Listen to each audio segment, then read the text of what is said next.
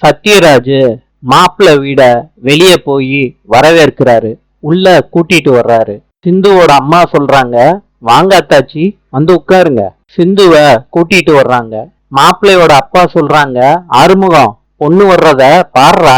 சிந்துவ உட்கார வைக்கிறாங்க. சிந்துவ முறைச்சு பாக்குறாரு சிவா.